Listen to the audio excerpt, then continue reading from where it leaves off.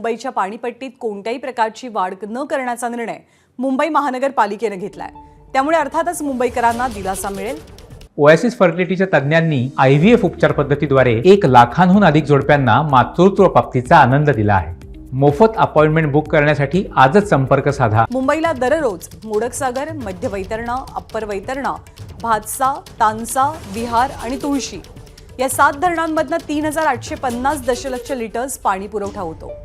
निवासी ग्राहकांकडनं प्रति 1000 लिटर पाण्यासाठी ₹5.46 आकारले जातात, तर 1000 लिटर पाणी शुद्धीकरणासाठी मुंबई महानगरपालिकेला ₹26 खर्च येतो।